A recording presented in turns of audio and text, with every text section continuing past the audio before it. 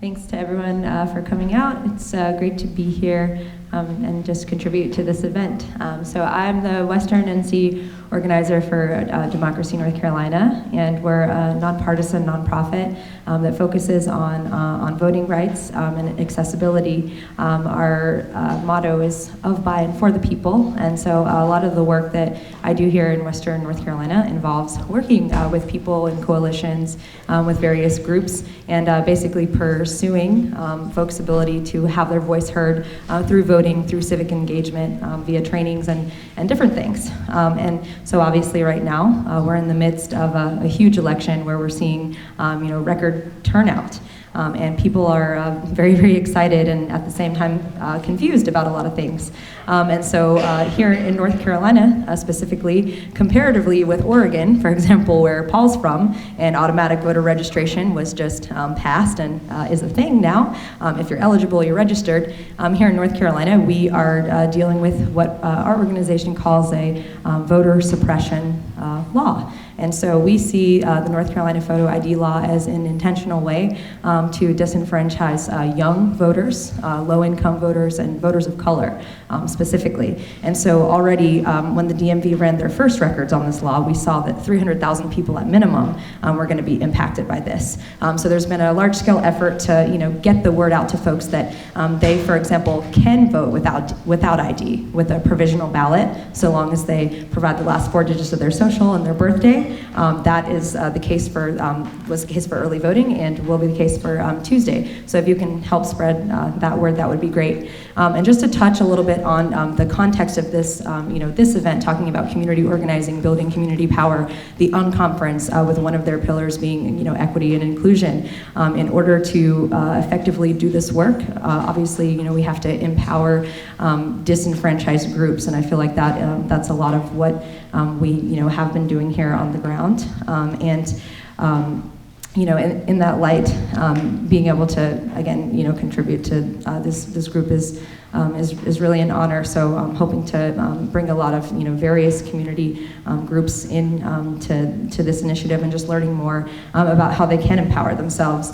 In North Carolina, specifically, we saw the only successful coup in terms of disenfranchising over 100,000 voters of color when the fusion movement during the Wilmington race riots was actually intentionally and strategically brought down by white supremacists. And so I think that in the same light, we're seeing much continuation of that today and helping folks understand and digest those realities, but also be empowered and not brought down by the weight of those realities. And so again, I think that in terms of the photo ID law, environmental issues, whatever it might be, it all kind of comes back to that awareness and empowerment.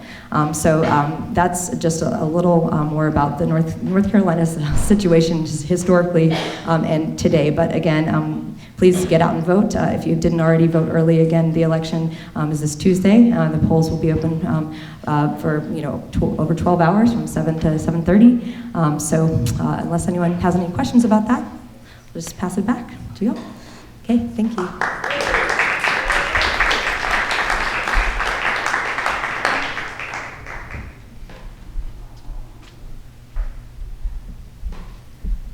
We're just gonna move this mic over here.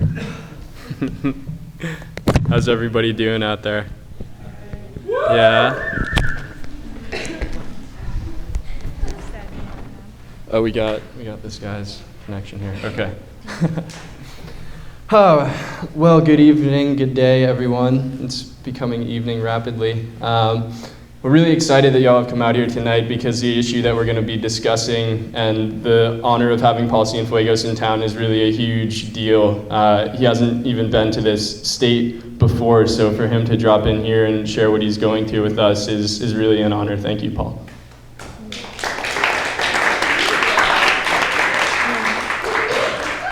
Before I drop in here, I want to also announce that up here on the right, well, my right side, your left side, we have the beautiful Marina from Balanced Bodhi. She's going to be offering massage and just general relaxation and healing for anyone that goes up there to chat with her. She's also new in town and getting her beautiful business started up here, so make sure to go on up there. It looks like she's got some of her beautiful artwork up there with her too. For donations, by the way. For donations, yes. Yeah.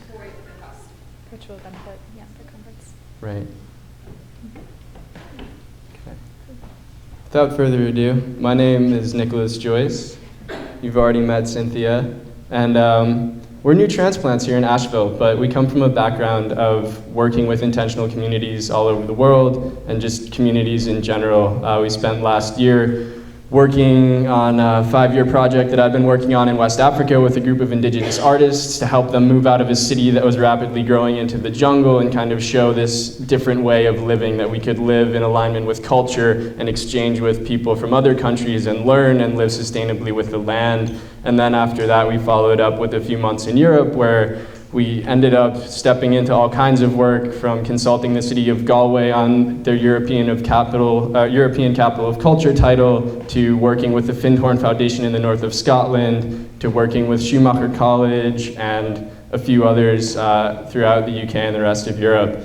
And so basically what we come from is a background of social work and social engineering and social architecture. Understanding from both of us an extensive background in land-based sustainability, that sustainability and the real hard part comes in bringing the people together. And so we came to Asheville very consciously choosing to move here because of the uniqueness that it does provide. I'd call it a micro-city culture mecca. So micro-city being about 80,000 people, a very popular place to come. We get about 10 million tourists every year, and big enough to have a serious impact, big enough to get seen and get noticed if we start to do some really progressive and interesting things here, and an existing culture mecca of a place where there is already a lot of progressiveness. And so what our action right now is the Asheville Unconference, which is bringing you this event, but also is building momentum and building community cohesion leading up to an event that's going to be taking place scattered throughout downtown. We'll be dropping more into that during this presentation, but in August, the 20th and the 21st. Okay, cool. Yeah, so like Nick said, we've spent many years traveling around the world, and we've chosen to come to Asheville because we recognize that Asheville is at a really important crossroads in its development. So many tourists coming in, again, 10 million tourists each year. That's 12 tourists for every one person living in Asheville. So we have a choice to make. We can follow the pattern of development as usual, or we can explore something different. We can explore what it looks like to come together as a community of engaged citizens and make a decision about how Asheville will develop in the coming years. All right, So we'll get started with our presentation here. Yeah, so the vision for the Asheville Unconference is, like I said, to really empower a movement of engaged citizens taking action towards a brighter future for our city. So for those of you who don't know what an unconference is, it's kind of an interesting word. Basically, an unconference is taking the typical conference model and turning it on its head. So it's not so much about someone up here on stage talking down to you and the keynote speakers and the experts who know everything, have all the answers. An unconference is about the conversations happening between the people on the floor, between the participants and the people who will, be living here and really affected by the changes that happen in their city.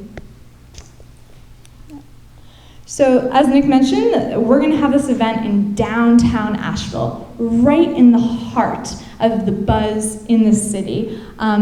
We're going to have people out on the streets utilizing a variety of different venues in downtown.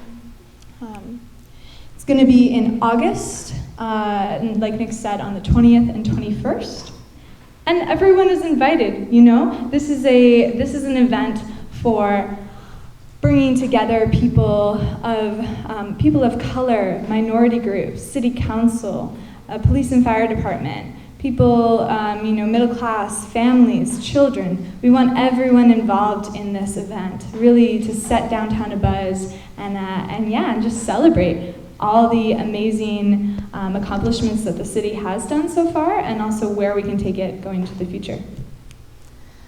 So in the lead up to the Unconference, we're going to have weekly events, community gatherings, neighborhood councils, potlucks, events like this, to build momentum towards the weekend event, which we hope to make an annual Unconference gathering. In addition, we're going to be having Voices of Asheville, which is going to be an online blog and video series, sort of giving voice to the people in Asheville, community organizers, people on the street, just really figuring out what the people want to see and letting that be known through an online media channel.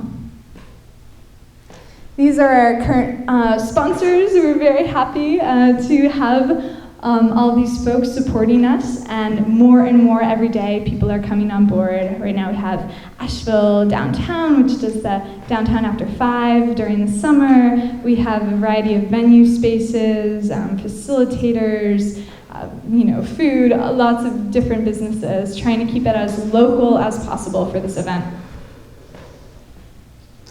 All right. So,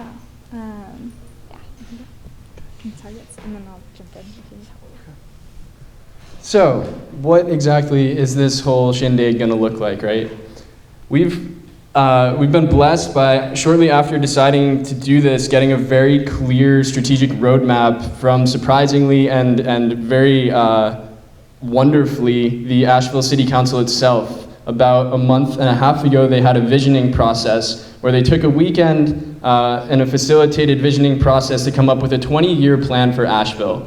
And we had just decided to do this event, and when I read what City Council had come up with, I felt like I could have written it myself. Extremely progressive and focusing on 8 strategic targets. So we'll run through those real quick just to share a little bit for those of you who haven't seen. Also definitely worth the read because I'll have a few quotes at the end of these 8, but some of what they came up with is like a serious call to action and a serious call to what's possible and a serious representation of how much this community has been showing up and building that social cohesion already. And I also think in my experience here, there is still a lot of fragmentation of different groups, yet there's also, in my experience, a lot of openness. And so if we can just start to connect even more, we can go even further with this. So briefly, the 8 strategic targets.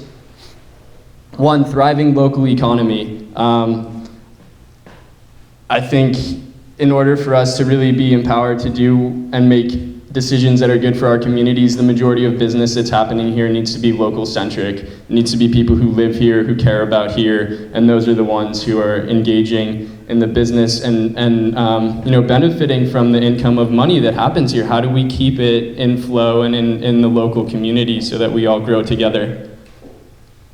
Moving people.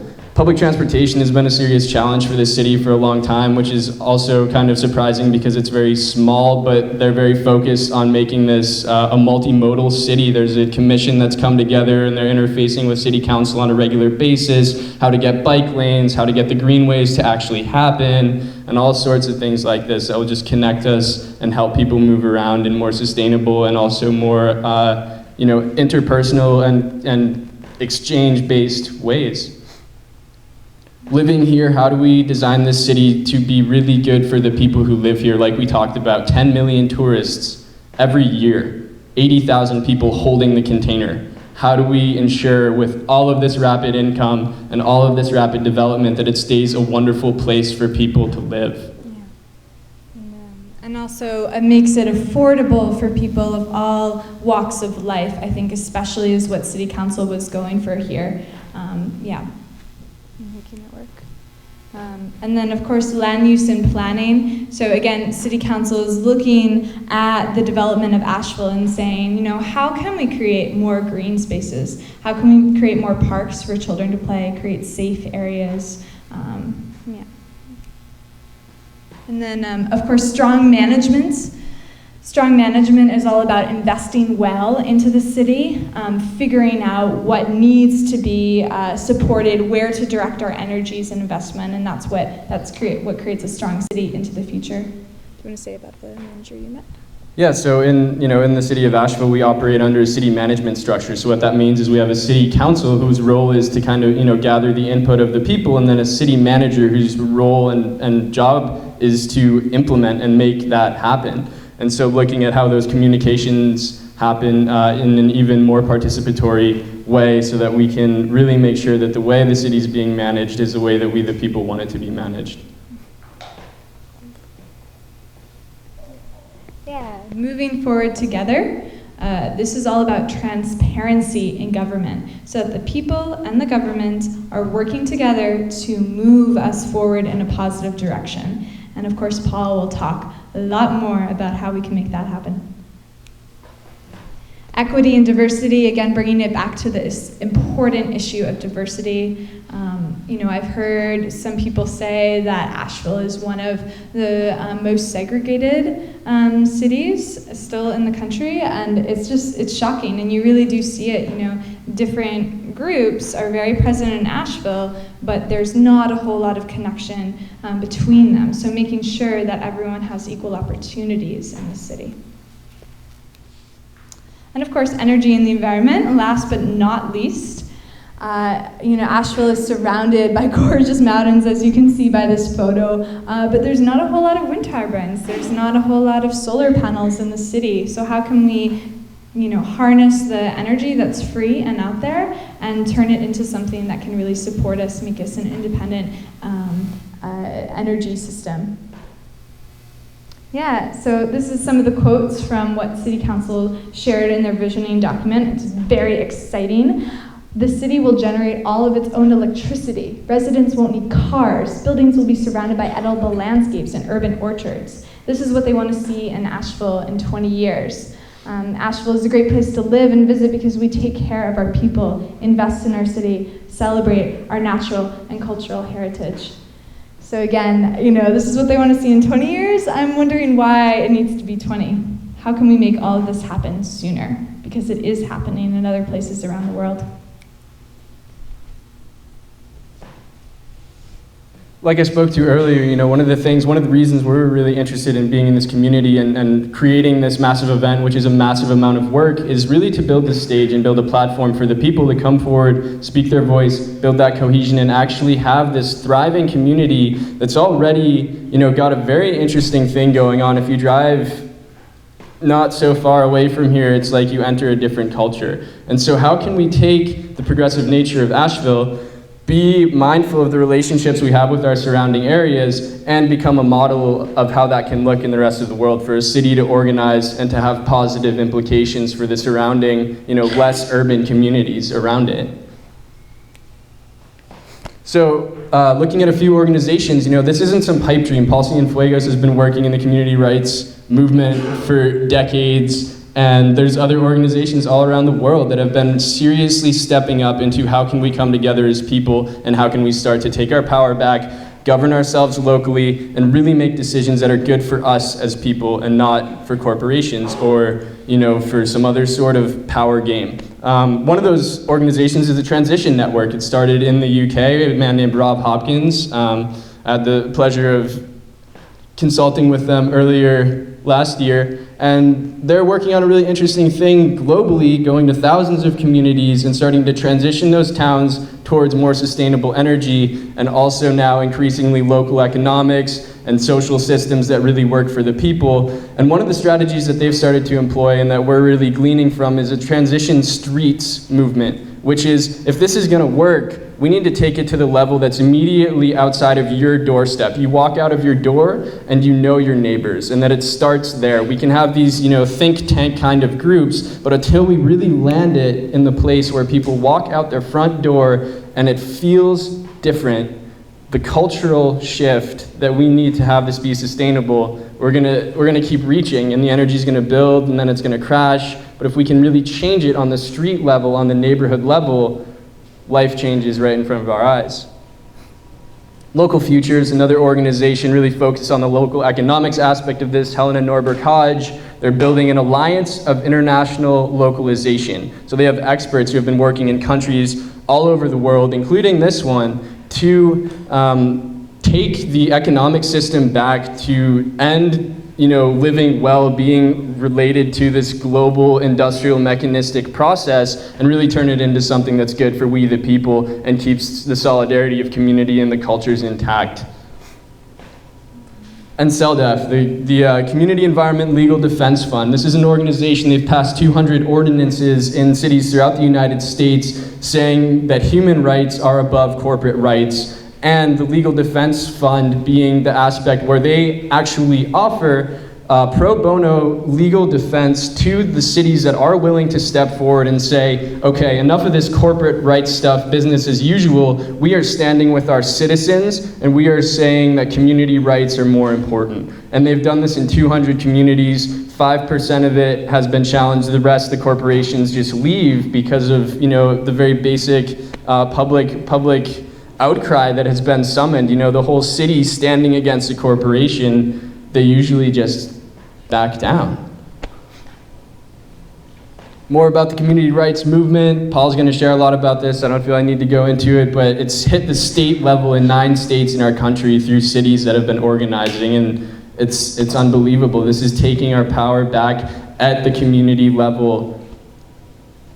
City Repair Project, Mark Lakeman, they hold an annual village building convergence out in Portland, Oregon. They're doing some really beautiful work in terms of building community. I've heard some funny stories about the City Planning Commission actually calling this one gentleman, Mark Lakeman, to ask him for his input and advice on how this particular proposed planning design would impact the community, and actually gotten to that point where a fairly grassroots organizer is now being called as a mentor to the city's planning commission. And that open exchange of information and communication and consideration of the people is tremendous. So bringing it back to the Asheville Unconference this August, this is a map of many of the venues that we already have secured, with more coming every day. You can see we're trying to keep it as condensed as possible within downtown so that this is a walkable event and accessible to everyone. This is a picture of a potential app that we'll be using to organize the event. So everyone will have all of the spaces on their phone or on their smartphone, and also online on the website, and be able to upload documents, share notes, give feedback, be self-organizing throughout this event, being able to create spaces on the dot. We're very excited about the new technologies that exist that enable us to create events that are far more dynamic and participatory than ever before. All right, so these are the places that will make up the Asheville Unconference. We're taking the word place from the placemaking movement, which is all about finding areas within your city or your home community and really making them places where you feel at ease, where you want to gather with people and engage in the kind of conversations that lead to innovation. You can see some of the places we have. We have a variety of different activities. We have a space for games, a space for community art, a space for World Cafe sessions, open space, a variety of different facilitation methods for bringing people together, as well as some question marks, because much of this event we want to be designed by the people sort of organically as we're getting closer. We want to find out from you all, what do you want to see from an event? What sort of issues do you want to have talked about? What activities do you want to see happen? How do you want to get together and engage with your fellow Asheville citizens? So the goals of these unconference places, the first one is to unleash creative ideas, build collaboration and community, document these outcomes. We'll have documentation methods from video to notes to graphics facilitation, a variety of methods to really make sure that what happens is recorded and then can be shared with other cities who want to pursue this model as well. And the last one is creating a plan for moving forward. We don't expect that through a one-weekend conference we're going to solve all of the city's issues, but we can come together, we can connect with people who are already doing this work, and we can make sure that we create a clear action plan for how we want to bring these changes about in the years to come. This is our slogan, moving forward together. The moving part is all about gathering in downtown for celebration and direct action. Why not have a community art project in Pack Square Park, music on the streets, people really coming together as a community to enjoy, celebrate their city, and directly improve it through our actions. Forward, creating possibilities and organizing to make them happen. Let's not wait for the experts to come and tell us how we can create a development plan that will change our city and invest all this money. There's so much that we can do as the people right now. We just need to organize. And together, of course, including everyone in the process, because all voices matter. If this is not an inclusive event, it won't go anywhere. If we don't get all of the diverse populations involved, it won't go anywhere. And we want to create lasting change, so we need to get everyone involved.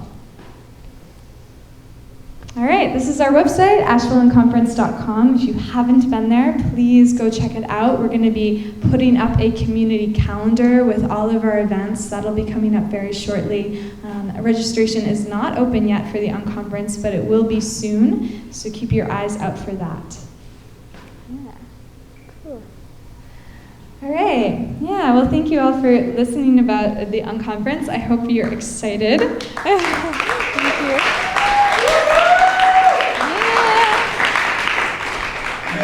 I'm wondering, before we move on to the next part of our date here, does anyone have any questions about the Unconference itself? Anything you heard that wasn't clear or you want to get more information about?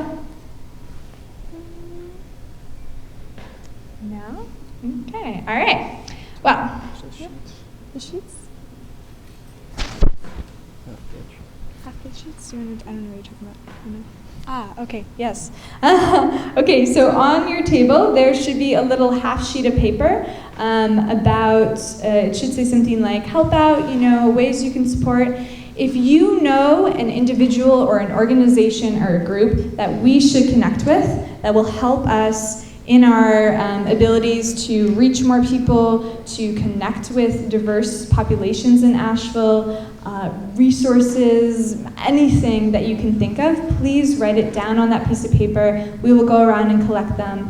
Thank you. That's a really quick way that you can help us out. Yeah, cool. Yeah. Yes, I actually think they aren't on the tables yet. Is that true? Can I get some confirmation? Okay. No, I think they're supposed to be put up. Yes, they'll be there shortly. Right, the questions made it, the other didn't. Okay, great. They're in the back. Yeah, we'll bring it around. Yeah, yes. Would you mind passing those around? Thank you. Thank you. Yeah, exactly. So, our reason to get on this stage right now isn't to be on this stage, it's to have a call to action for the people, because if this event is going to be successful, we need to crowdsource all of the wisdom that's in this room. We need to know who you know, what you know about this city, and what you want to talk about regarding this city, so that we can make this event what we want it to be. So thank you. Cool. Should we do the questions? Yeah, can you do the next slide? Yeah, we'll just show the questions. I think it's fine. Next question. Yeah, go ahead. How else can I help? You can help by certainly signing up for our email list to get more information about volunteering at our upcoming events. We have a core team that is meeting every week. So if you feel really engaged, I wanna join the core team, just make a note of that or reach out to one of the organizers here, Jackie in the back. She can share more information about joining up with those meetings. Of course, donations are always very welcome. Events, no matter how decentralized and community-based, always cost money, so that is greatly appreciated. As well as if you have any skills to offer. If you have skills in videography, in graphic design, promotion, that is all wonderful as well. So, thank you. And spread the word. Yeah, spread the word, totally, yeah. Cool. Yeah, so these are some questions. I don't know if we're going to turn the PowerPoint back on, so I just want to show you these questions as we dive into the next part of our time together. Just be thinking about them as Paul speaks. We'll be giving you all an opportunity to engage with one each other in sort of a group dialogue around these questions. That's the World Cafe model, where you have small groups come together and talk and write down. We have paper on all of the tables, so if you feel inspired, if you want to take notes, please write down. The organizers are going to be, documenting everything that you share on that piece of paper, and so we want to get your input. That's a very simple way to do it. Anything else you want to share? Yeah, just that those white pieces of paper in front of you, don't leave them blank. They're your play space. So everything that's popping off in your head, just jot it down there, and that will be extremely useful to all of us. Thank you. You mean the white paper covering the table? Yes, the white paper completely covering your table, the big one. Go nuts. Cool. All right, Diana, do you want to come over here? We can get you. Is it possible to turn off the